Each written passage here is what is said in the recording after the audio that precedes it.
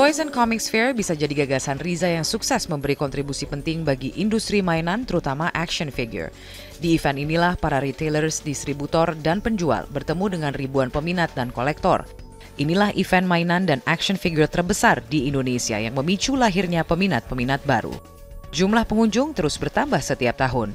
Saat digelar tahun 2005, event ini dikunjungi 5.500 orang dan di tahun ke-8 penyelenggaraannya, pengunjung melonjak mencapai 18.000 orang. Tapi pernah terpikir nggak sebenarnya, kan kalau saya baca ternyata memang Saka Production ya, baca Saka betul, ya? Saka Production. Ini yang pertama dan juga yang terbesar melakukan event seperti ini. Boleh dibilang kalau dari sisi pengunjung dan dari sisi peserta. Oke. Nah, seberapa persen pengaruh Saka Production bisa memanfaatkan dari event ini terhadap penjualan mainan di toko? Sangat besar sih ya, karena itu juga nggak cuma dari sisi saya sebagai punya hobby shop juga, tapi dari sisi peserta lain mereka bilang bahwa pada saat peningkatan pengunjung di event dan juga transaksi yang emang besar di event, mereka pun juga bawa istilahnya promosi juga bisa dari situ, karena saya bilang untuk event ini kita bikin itu jangan cuma hanya buat untuk transaksi itu tapi juga buat promo, karena kita bisa grab sekitar 20.000 orang pengunjung, mereka bisa ngambil kartu nama masing-masing peserta, biasanya mereka ada transaksi lagi setelah event, karena mereka tahu ini tokonya jualin ini, sudah punya kartu namanya, pengunjung tahu, itu biasanya 2 box habis tuh kartu nama. 2 box langsung. Nah itu setelah itu mereka ada peningkatan dan saya dapat banyak email dan SMS dari peserta yang sudah pernah ikut dari Semarang, dari Surabaya, dari Jogja. Mereka alhamdulillah sih mereka puas dan mereka terima kasih bahwa mereka bisa sampai istilahnya omsetnya bisa sampai ratusan juta ikut di Toys Fair. Omsetnya ratusan juta karena ikut di Toys ikut Fair. Di event itu dan mereka sebelumnya nggak pernah sampai seperti itu. Dan kalau toko Mas Riza sendiri bagaimana dampaknya? Kalau saya dampaknya juga lumayan karena kan kebetulan kan Jakarta tokonya, jadi kita bisa grab pengunjung juga yang sebelumnya ke Toys Fair ke toko, dan omset sih terus terang memang lumayan besar ya, naik ya, karena kan juga ada promo dari situ. Itu bisa dibilang sih sekitar hampir 300% lah. 300% omset. Oke, besar sekali itu. Lumayan alhamdulillah. Berarti ini kalau dipikir marketnya sudah semakin luas dong berarti ya? Semakin luas, betul, semakin luas. Dan secara tentu secara teknologi mumpuni, online bisa dilakukan. Betul. Tapi dari sisi acknowledge, kalau kita lihat dari awareness sendiri, seperti apa sih sekarang orang memandang Indonesia khususnya di industri ini?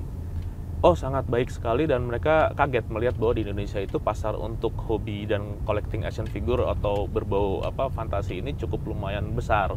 Dengan penduduk yang emang juga cuman banyak, ternyata itu bisa sebagai target market yang bagus, karena saya pun juga dengar dari beberapa distributor dan juga beberapa licensor untuk movie sendiri maupun untuk toys yang berhubungan dengan action figure dan segala macam, mereka bilang target untuk 2014-2015 itu Indonesia sebagai target utama selain Cina. Oke, Mas Riza, dari Toys Fair ini sendiri kalau saya perhatikan juga kan selain semakin tumbuh, kalau dari sisi modal sebenarnya berapa sih yang dibutuhkan membuat sebuah Toys Fair tapi yang mumpuni kayak sekarang ini? Mungkin sih tetap kita mencari cost, pasti kan kita juga berharap dari sponsor, pasti kan ada sponsor, kemudian juga biasanya kita dari tiket dan dari booth, penyewaan booth peserta. Untuk modal sih mungkin boleh dibilang sekitar 500-600 jutaan lah. 500-600 juta. Itu sudah bisa bikin kondisinya secara aman ya, secara aman buat bikin event sebesar itu gitu. Itu termasuk dengan acara-acara side ininya semua? Betul. Oke, nah apakah ada pemain lain khususnya untuk membuat Toys Fair seperti ini? Ada, pasti ada. Dan persaingannya seperti apa?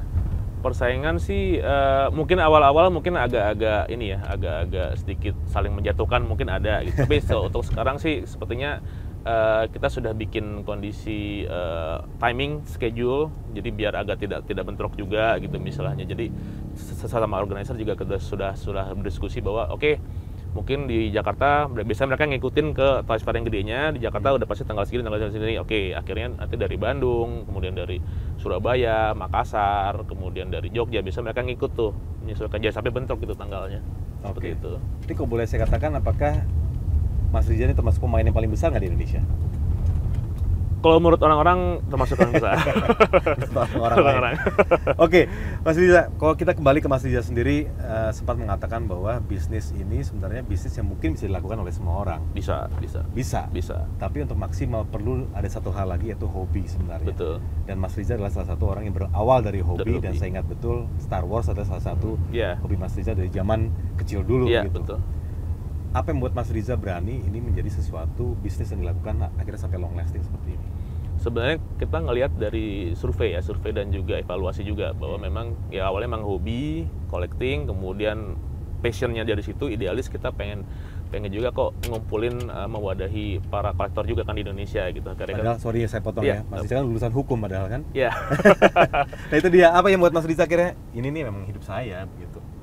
Ya itu mungkin karena faktor sudah ada pengalaman bikin event beberapa kali yang memang kalau menurut saya kok ini bisa jadi sumber mata pencarian juga gitu kan, karena ternyata sudah dengan hype yang cukup besar gitu, makanya kita kembangin lah, karena kita sudah punya network, sudah punya komunitasnya, kita wadahi, kita juga sudah kenal dengan semua kolektor lah, ya sudah hampir kenal semua kolektor di Indonesia juga, industrinya juga makin pesat, apalagi didukung oleh dari luar negeri juga yang memang mereka juga support gitu kan, dan industri lokal juga sudah naik, ya kita pikir ya why not kita kembangin aja di sini gitu. Walaupun background saya hukum, tapi ya dulunya mungkin sempat jadi lawyer, akhirnya saya putusin kita main di sini gitu kan. Toh seenggaknya saya secara background hukum saya tahu buat ngembangin ini secara hukum juga seperti apa gitu, biar aman kan gitu. Khusus mengenai hal ini, yaitu orang-orang yang punya kreativitas yang cukup tinggi akhirnya bergabung di eventnya Mas Riza. Bagaimana perhatian orang, khususnya orang-orang yang tidak tahu pertama, kemudian juga orang-orang dari luar sendiri melihat produk-produk Indonesia yang saat dengan ini? sendirinya sih mereka akan ngelihat, karena biasanya kita setiap event kita akan menyediakan spot khusus untuk exhibition untuk local toys yang memang kita kasih free untuk para kreator lokal. Kita kasih free, mereka bisa exhibit semaksimal mungkin seperti apa kreasi mereka, dan karena kita juga ngundang expose media juga kan, baik Indonesia maupun luar negeri, dan itu lumayan terekspos gitu, dan jadi orang luar negeri juga bisa ngelihat bahwa emang di sini industri lokal toysnya yang berbasis Indonesia itu masuk, ada gitu. Berapa omsetnya sekarang ini? Omset untuk per bulan sih sebenarnya naik turun karena kondisinya kan memang dilihat dari ada event atau enggak gitu. Kalau untuk normal biasanya itu sekitar bisa dibilang sekitar